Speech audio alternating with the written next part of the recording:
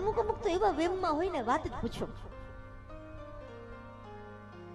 થોડા પૈસા આવી જાય તોય વેમમાં માણસ મારા જેવો કોઈ પૈસાદાર નહીં, આમ કોલર તો ઊંચું જ રહે.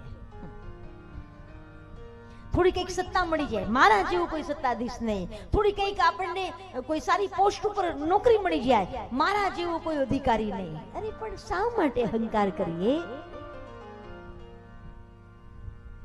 जब चिट्ठी फटेगी ऊपर वाले की तब समय होगा तेरे जाने का, सगे संबंधी सब जमा होकर के तुझको एक चम्मच भर पानी पिलाएंगे, आटे पानी का लड्डू रखेंगे सामने तेरे, जब जरूरत नहीं होगी तुझको खाने की 5-25 मिला करके जल्द करेंगे तुझको स्मशान पर ले जाने की, लकड़ों से अग्नि दाह देंगे तुझको और जल्द करेंगे वो सब वापस आने की, 12 दिन शोक मनाएगी दुनिया और उतावली होगी वो सब मिष्ठान खाने की, स्वार्थ की सगी दुनिया है मनवा, वो एक दिन तुझको भूल जाएगी, वो एक दिन तुझको भूल जाएगी.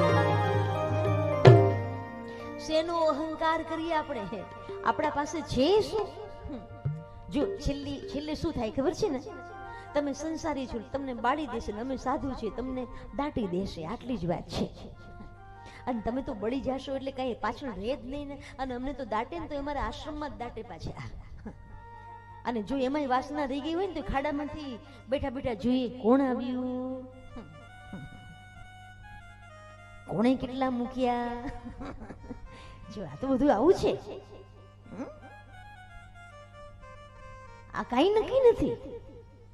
એ તો અત્યારે આપણે અહંકાર કરીએ, બાકી કોરોનાની અંદર તો મોટા ભાગે તો કોરોનામાં બધાને ખબર પડી ગઈ. અને કોરોનામાં તો બધા ગાતા હતા, કોઈ કોઈનું નથી રે, કોઈ કોઈનું નથી રે, તમે નાહક નામ થો બધા, તમે નાહક નામ મરો બધા, મથી મથી રે કોઈ. અમે અહીંથી ગબડાવીને ત્યારે નહીં ગાય. પછી દીકરો હોય વહુ હોય એ જ્યારે આપણું કઈ કયું માને નહીં, અને જમવાનું આપે તો આપે, ન આપે, કોઈ આપણને ભાવ પૂછે ન પૂછે, ત્યારે આ ભજન નાભીમાંથી નીકળે. હો, કોઈ કોઈનું નથી રે, કોઈ કોઈનું નથી રે. આપણી સામે જોઈ આંખો કાઢીને કે એ તમે નાહક નામ રો બધા, મથી મથી રે કોઈ કોઈનું નથી રે. અમે તો કહેતા હતા કે અમે કોઈ કોઈનું નથી, પણ તને એમ તો બધા મારા છે. આખા ઘરમાં મારું જ ચાલે, હું હોય તો જ બધું થાય, આખી શેરીમાં મારું જ રાજ, આખા ગામમાં બધા મને જ પૂછીને પાણી પીવે એવું કાંઈ નથી. આ બધું તારું વહેમ છે, આ બધું તારું મોટામાં મોટું ભ્રમ છે.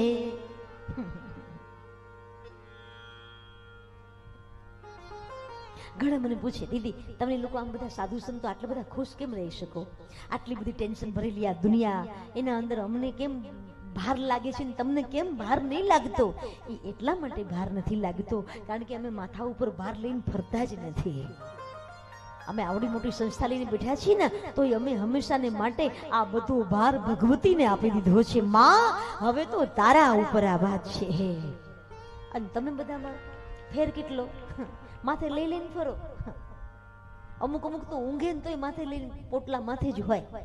કાલે શું થશે, કાલે જે થશે તે આજે ઊંઘી જાતું, નહીં તો ડાયાબિટીસ આવી જશે, બ્લડ પ્રેશર આવી જશે. ઊંઘી જાતું બરાબર.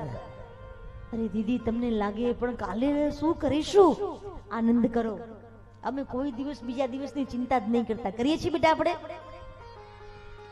પૂછો, આ બધાને ખબર છે. મારા મનમાં ખાલી એવું વિચાર આવે ને કે આજે દીકરીઓને મારે, ખાલી આ તો નાનકડી વાત કરું છું, મને એમ વિચાર આવે કે આજે દીકરીઓ માટે મારે શ્રીખંડ ખવડાવવાનો છે. ત્યાં કોકનો ફોન આવે, દીદી આજે અમારા બાની તિથિ છે, અમારા બાને શ્રીખંડ બહુ ભાવતો હતો.